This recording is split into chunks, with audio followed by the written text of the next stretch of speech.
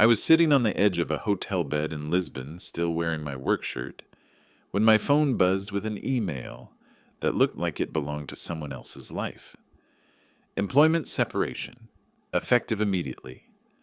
No warning, no call, no, can you hop on a quick Zoom? Just a subject line, a 2-paragraph template, and a signature from an HR inbox that didn't accept replies. I reread it 3 times, not because I didn't understand the words, but because my brain kept insisting there had to be a second email after it that said sorry, wrong person. There wasn't. An hour earlier, I'd been in the lobby going over tomorrow's agenda with our client's procurement lead. This trip mattered. It wasn't a conference. It wasn't a team bonding thing. I was here to close the last leg of a deal I'd been working on for 9 months. A contract big enough that my commission alone was just under 6 figures. I had the numbers burned into my head because I'd done the math at least 100 times. If the client signed on schedule, I'd clear around $98,400 after taxes. Enough to finally wipe out my student loans and stop living like every surprise expense was a small disaster. I stared at the HR email and felt something colder than panic creep up my spine, not because I'd been fired, because the timing was too clean. I checked the timestamp, 9:07 p.m., Lisbon time. Back home, it was 4:07 p.m. End of day, right after our weekly revenue meeting. I'd been on that meeting. Well, I'd been invited. I couldn't join because my calendar suddenly lost the link that morning. I'd pinged my manager about it, and he'd said, "No worries. Focus on the client. We'll catch up tomorrow." Tomorrow? Right. My first instinct was to call him. Then I saw the second line in the HR email. Please do not contact your manager or team members. Direct all questions to human resources. That's when it stopped feeling like a business decision and started feeling like a containment plan. I opened my laptop and tried to log into Slack. It spun for a second, then kicked me back to the login screen. I tried again. Same result. Gmail. Your account has been disabled. Salesforce. Access denied. And it wasn't gradual. It wasn't, we'll transition you out. It was a guillotine. My stomach tightened. Not dramatic, not cinematic. Just a dull pressure that said, you are alone in a foreign country, and your company just cut the rope. I grabbed my wallet and went back downstairs to buy water, mostly to prove to myself I could still do normal things. The lobby shop was quiet, the kind of quiet you only notice when your head is loud. I tapped my corporate card. Declined. I tried again, slower, like speed had been the issue. Declined. The cashier gave me that polite look people give when they think you're having a small, embarrassing moment. I paid with my personal card, but my fingers didn't stop shaking until I was back in the elevator. Upstairs, I pulled up my banking app. My paycheck had landed last week, so I wasn't broke. But the hotel and the flights were on the company card. So were the client dinners. So was basically everything the company had insisted I expense for policy reasons. I opened my email again, scrolling down like maybe there was a section that said, "We'll reimburse your return travel and any approved expenses within 72 hours. There wasn't. There was, however, a line about final compensation subject to review. I sat there for a minute, staring at it, and I realized I was doing the thing I always did when something didn't make sense. I was trying to force it to make sense with assumptions that helped them, not me. So I stopped. I opened notes on my phone and started a timeline. Monday, landed in Lisbon. Tuesday, client walkthrough. Wednesday morning, meeting link missing. Manager says tomorrow.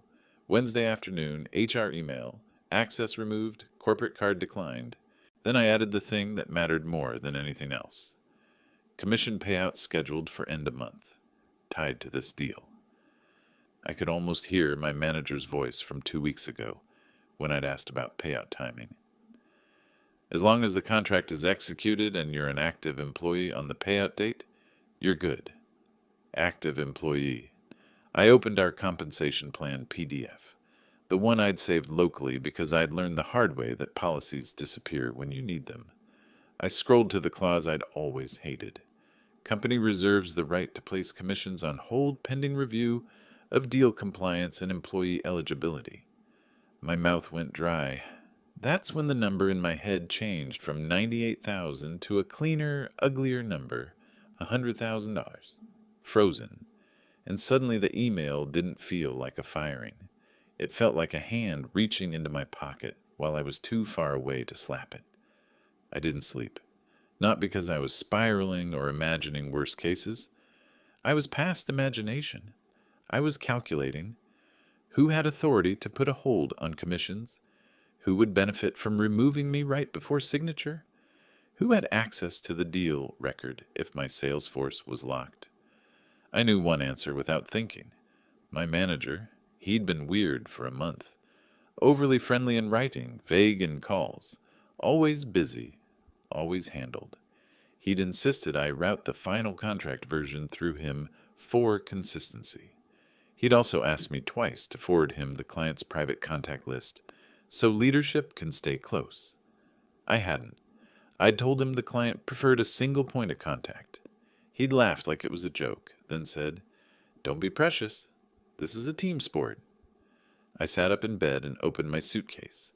Inside my laptop bag were printed copies of the contract drafts and the statement of work. Old habit. I pulled them out and spread them on the desk like evidence.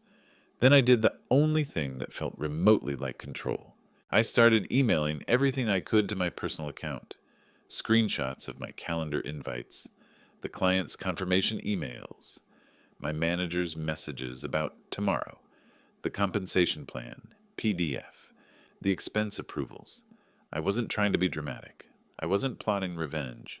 I was building a rope before the water rose. Because if they could fire me by email while I was overseas, they could absolutely try to make the 100K vanish in the same quiet way. And I knew, sitting there in that hotel room with the city lights flickering behind the curtains, that whatever happened next was not going to be resolved by being reasonable. It was going to be resolved by being prepared. By morning, the panic had burned off.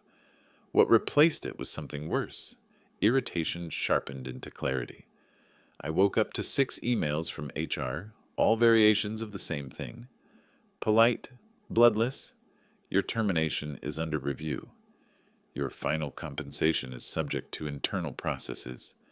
We understand this transition may feel abrupt. None of them answered the only question that mattered. What happens to my commission? I replied once. Short, professional, no emotion. Please confirm whether the commission associated with the Lisbon contract is impacted by my termination and whether it has been placed on hold. They responded 2 hours later. At this time, the commission has been temporarily frozen pending a routine compliance review. Routine. The word irritated me more than the freeze itself. I knew what routine looked like. I'd been through reviews before. They took weeks. They involved forms, calls, documentation. They didn't happen overnight, and they didn't coincide perfectly with someone being fired mid-deal while out of the country. I checked my bank app again, then my credit card balances. I wasn't in immediate danger, but the margin was thinner than I liked. Hotels, flights, food. All of it was now on me, and the company had gone silent about reimbursement. I called the HR number listed in the email. It rang twice, then dumped me into voicemail. I didn't leave a message. Instead, I opened my calendar and pulled up the client contact I'd saved separately months ago. Back when I'd learned not to trust company systems with my livelihood. I stared at his name for a full minute before doing anything. I wasn't calling to complain. I wasn't calling to explain my situation. I was calling to confirm one thing. Had the deal actually been submitted the way I'd approved it? But I didn't call yet. I needed to understand what they were trying to do first. I opened my compensation plan again and read it like an enemy would. Slowly. Looking for leverage. Looking for traps. There it was, buried under legal language. If an employee is terminated prior to commission payout, management may reassign deal ownership at its discretion. Reassign. I leaned back in the chair and exhaled through my nose. That was it. That was the move. They weren't just freezing the money. They were creating space to move the deal out of my name, and there was only one person who could do that fast enough to matter: my manager. I thought back over the last month, replaying conversations with a different filter, the sudden interest in visibility, the way he'd asked me to loop him into emails I'd always handled solo, the offhand comment during a call: if anything happens, leadership needs continuity. At the time, it sounded like corporate noise. Now it sounded like preparation. I tried logging into Salesforce again just in case. Same result: access denied. So I did the next best thing. I opened my personal email and searched for every forwarded thread I'd ever sent myself, just in case.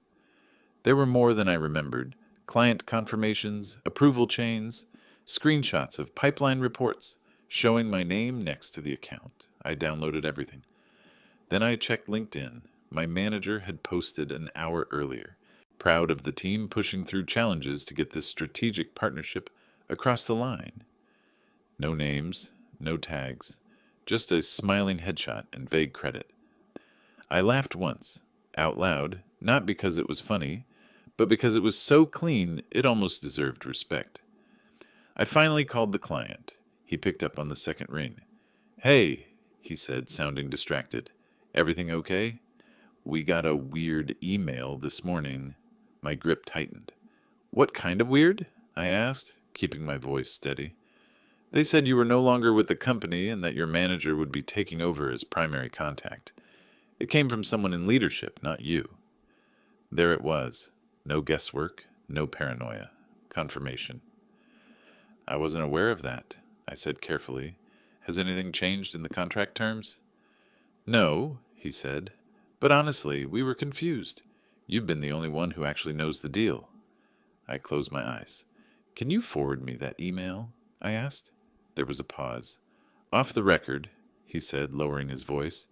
"This doesn't feel great. We don't love last-minute shuffles." "I understand," I said. "I'll follow up shortly." When the email came through, I didn't even open it right away. I just stared at the subject line. Updated point of contact, effective immediately. They hadn't waited. They hadn't reviewed anything. They'd already moved. That decision would cost them everything. I spent the next 4 hours doing nothing dramatic. No threats, no angry emails, no social posts. I documented. I built a clean timeline. Dates, times, who sent what, who benefited. Then I called a lawyer a friend had recommended months earlier, back when I'd joked about commission horror stories over drinks. He didn't laugh when I explained. "Do you have proof you originated the deal?" he asked. "Yes." "Do you have proof they reassigned it after termination?" "Yes." "And the client prefers you?" "Yes." He was quiet for a second. "Good," he said, "because this isn't just an HR issue. This is wage interference." That word landed hard. Interference. It made the whole thing feel real in a way it hadn't before. This wasn't corporate nonsense. This was money they were trying to redirect. By evening, my irritation had burned into something colder and more focused. They thought distance made me weaker. They thought cutting access made me blind. But they'd made one mistake they couldn't undo. They'd acted too fast. And now there was a paper trail. The break didn't come with a bang. It came quietly, somewhere between my third cup of bad hotel coffee and the moment I stopped checking my inbox every 5 minutes. Up until then, a part of me had still been waiting for the adult in the room to appear. Someone from leadership, legal, anyone, to say this was a misunderstanding, that we'd sort it out like professionals. That moment never came. Instead, I got an automated email confirming my benefits would end at midnight. That's when something in me shifted. I stopped thinking like an employee who'd been wronged and started thinking like an external party with leverage. Because that's what I was now. They'd made sure of it. I laid everything out on the desk again, but this time I wasn't just collecting proof. I was testing it. What did I actually have? I had written confirmation from the client that I was their primary contact, and that the reassignment surprised them. I had months of emails showing I'd negotiated pricing, scope, and delivery milestones without my manager present. I had internal pipeline screenshots where the account was explicitly tagged to my name for commission attribution. And I had timing. Perfect, incriminating timing. Termination, immediate reassignment. Commission freeze, no gap. No review window, no plausible deniability. The lawyer called back that afternoon. I want you to do nothing publicly, he said. No LinkedIn posts, no angry emails, and definitely don't accuse anyone yet. Then what? I asked. Then we make them explain themselves in writing.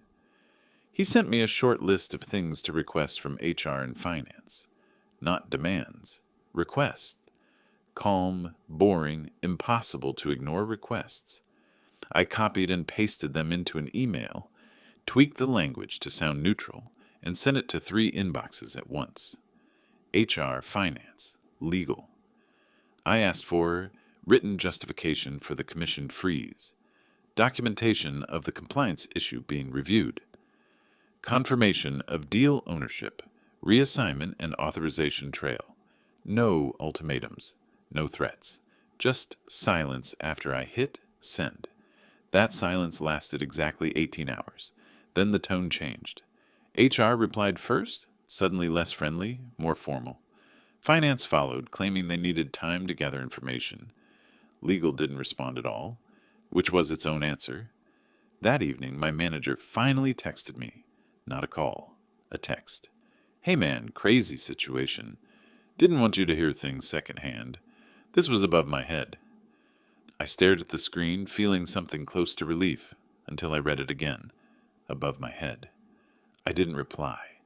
Instead, I forwarded the message to my lawyer. His response came back in under a minute. Good. That's an admission attempt. Don't engage. The next morning, the client emailed again. They'd received a revised contract version. Same terms. Same numbers. Different signature block. My manager's name was on it. That was the moment the illusion finally collapsed. Up until then, I'd been dealing with policy, process, interpretation, gray areas, corporate fog. This wasn't gray. This was someone trying to step into a deal they didn't build and get paid for it while I was out of reach. I replied to the client carefully. I didn't accuse. I didn't vent. I simply said, I wasn't involved in approving this version. Please hold off on signing until I confirm next steps. They responded almost immediately. Already planned to. This feels rushed. That night, alone in the hotel room, I finally let myself feel it. Not anger, disappointment. I'd worked late nights for this company, covered gaps, saved deals, made people look good without asking for credit.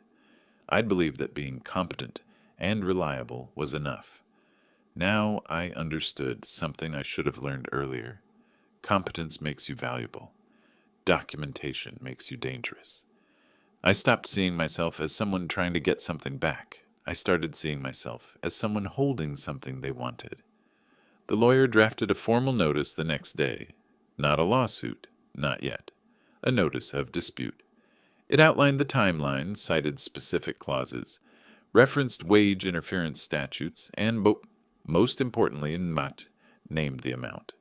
$9,400. Seeing the number written in a legal document did something strange to me. It grounded everything. This wasn't emotional anymore, it was arithmetic. We sent it to legal and copied the CFO. 2 hours later, legal finally replied. They wanted a call. That sentence should have scared me. Instead, it felt like confirmation. Because companies don't involve legal when everything is routine. They do it when the risk has shifted. I booked an earlier flight home that night. Not because I needed to be there, but because I wanted to stop feeling like this was happening somewhere else. At the airport, while waiting to board, my phone buzzed again. A calendar invite. Subject line. Internal review. Commission dispute. Attendees, HR, legal, finance, and my manager. He'd added a note. Let's clear this up. I closed my phone and looked out at the runway lights. They still thought this was a misunderstanding. They still thought I wanted my job back. They had no idea that the version of me who'd boarded that flight was already done being reasonable. And once I landed, nothing about this would stay quiet. The call didn't feel like a confrontation. It felt like a room where everyone pretended the door hadn't already locked from the inside. HR started, reading from a script so carefully I could almost hear the bullet points. They thanked me for my time. They acknowledged the complexity of the situation. They emphasized that the company took ethical compensation practices seriously. Then legal took over. Not aggressively, not defensively, carefully. They framed everything as process. Reviews, timing, miscommunication. I let them talk, because chaos doesn't start with shouting. It starts when people realize their words are being recorded, even if no one says it out loud. When it was my turn, I didn't argue. I asked questions. Simple ones. Who authorized the reassignment of the Lisbon deal? On what date was the commission hold applied? What specific compliance issue triggered the review? Each question landed like a small weight on the table. There were pauses, short ones, the kind people fill with filler words when they don't want silence to expose them. My manager finally spoke. He said the reassignment was temporary. He said it was done to maintain continuity. He said it wasn't meant to affect my payout. I asked one more question. If it wasn't meant to affect my payout, why was the reassignment done before the compliance review began? Silence. Not dramatic silence. Administrative silence. Someone muting themselves and forgetting to unmute. Legal stepped in again, redirecting, suggesting we circle back after internal confirmation. That was when I changed tactics. I forwarded an email, live on the call, to everyone present.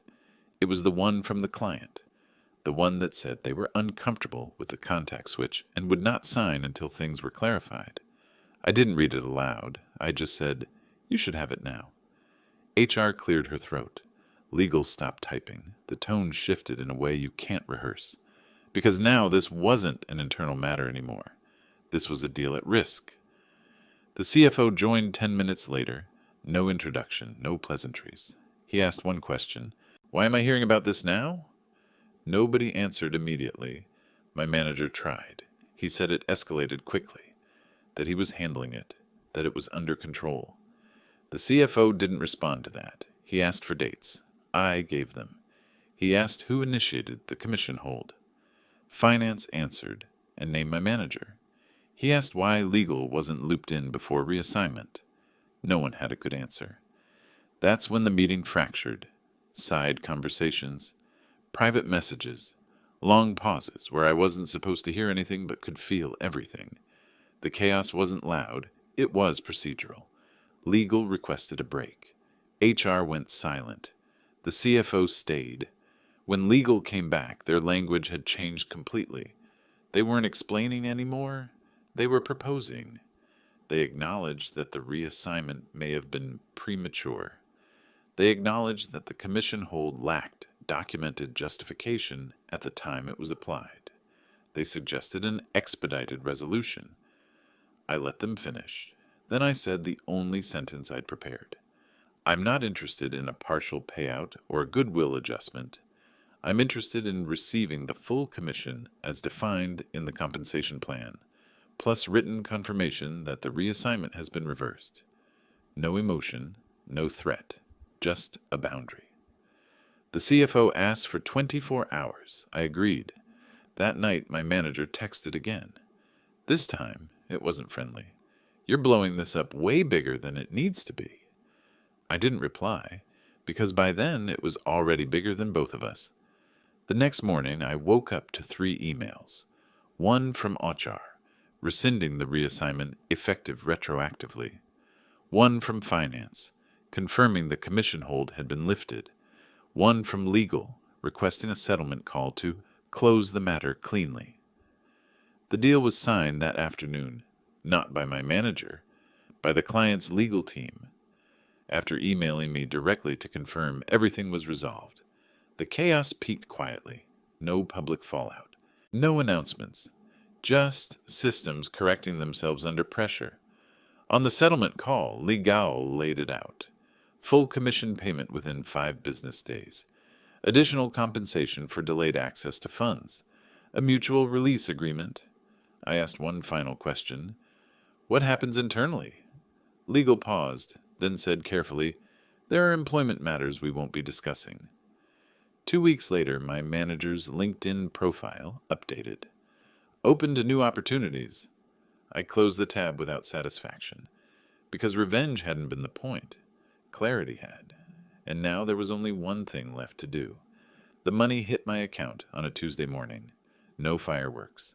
No notification from the company. Just a balance that refreshed and showed a number that hadn't been there the night before. 90 outs, 400. Plus the additional compensation they'd agreed to for the delay. I stared at it longer than I needed to, not because I didn't believe it, but because I wanted to feel what I'd expected to feel. Relief came first, real, physical relief, the kind that loosens your shoulders without asking permission. The loans I'd been juggling in my head suddenly felt finite. The pressure I'd normalized for years finally lifted. What didn't come was triumph, and that surprised me. I'd imagined this part differently. I'd imagined satisfaction, maybe even a sense of victory. Instead, what I felt was quiet, almost flat, like closing a door you should have closed a long time ago. Legal sent the final paperwork later that day. Clean, polished, final. No apology, just confirmation. I signed it without hesitation. By the end of the week, my former company had disappeared from my daily life in a way that felt deliberate. Slack gone. Email gone. Internal calendars erased. It was like being edited out of a document that had already moved on, and I was fine with that. I took a few days off, real ones. No thinking time, no planning. Just long walks, slow mornings, and the unfamiliar sensation of not being on call for someone else's priorities. That's when the lessons started settling in, not as slogans, but as rules I could actually live by. I stopped believing that loyalty was a currency. I stopped confusing professionalism with silence, and I stopped assuming that doing good work meant someone else would protect it. The truth was simpler and colder. The company hadn't been evil. My manager hadn't been a mastermind. They'd just followed incentives. And for a brief window, they'd assumed I was too far away, too disconnected, too polite to push back. They were wrong, but not because I was smarter or tougher. They were wrong because I'd kept records, because I'd read the documents I signed, because I understood when to stop asking for fairness and start insisting on structure. A week later, the client reached out again, not about the old company, about the future. They were restructuring their vendor relationships and wanted someone who understood how things actually get done, someone independent, someone they already trusted. I didn't jump on it immediately, not because I was scared, but because for the first time I didn't feel rushed. I told them I'd think about it. That pause alone felt like a win. I did end up taking the role, on my terms, clear contract, clear ownership, clear exit clauses, no surprises. On my last night before starting, I went back and read the first note I'd written in that Lisbon hotel room, the timeline I'd built out of instinct and stubbornness. It ended with one sentence I didn't remember writing. If they make this quiet, it's because they don't want witnesses. At the time, it had felt like a warning. Now it felt like closure. Nothing about the ending was loud. No one publicly admitted fault. No one thanked me for my patience. No one learned a lesson they hadn't already chosen to ignore. But I got what mattered.